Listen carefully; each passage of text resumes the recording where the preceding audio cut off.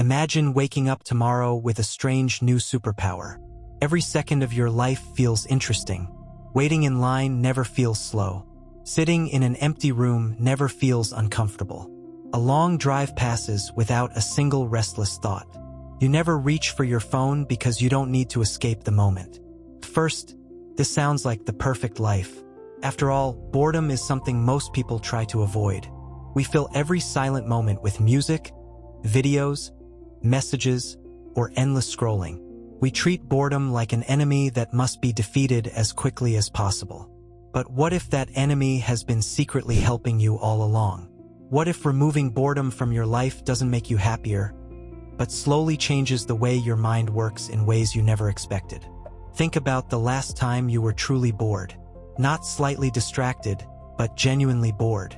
Maybe you were sitting in a waiting room with nothing to do. Maybe the internet stopped working for a while.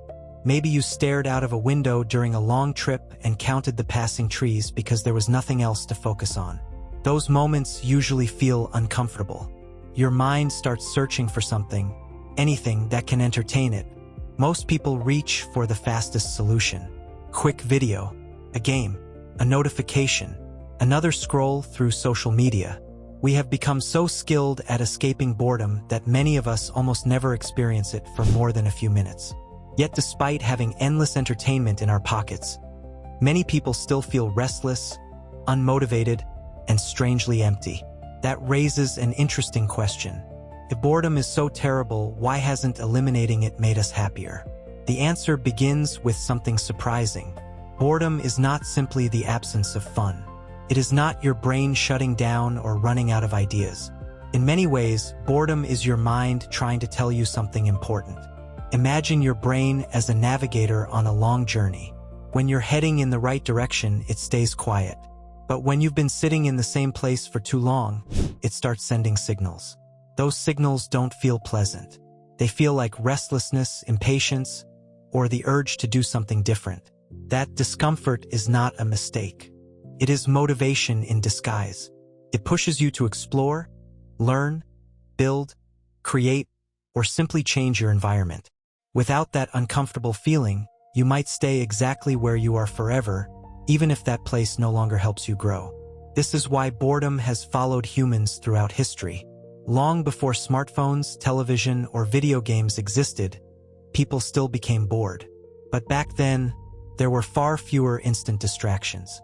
A quiet afternoon might lead someone to invent a new game, tell a story, repair a broken tool, or wander into the forest looking for something interesting. The uncomfortable silence often became the beginning of curiosity. Curiosity led to exploration. Exploration led to discovery. In other words, boredom wasn't just something people survived. It was often the spark that started something meaningful. Many of the ideas that changed lives didn't appear while someone was constantly entertained.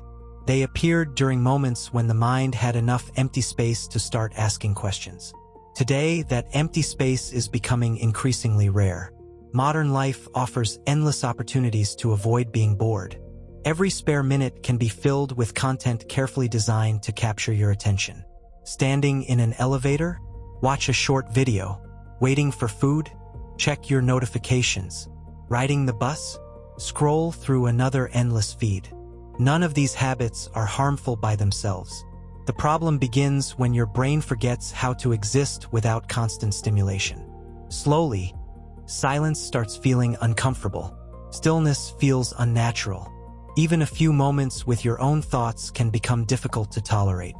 Instead of giving your imagination room to wander, your attention becomes trained to expect something new every few seconds. This creates a strange paradox. The more entertainment we consume, the harder it becomes to feel satisfied by ordinary life. Activities that once felt enjoyable suddenly seem too slow.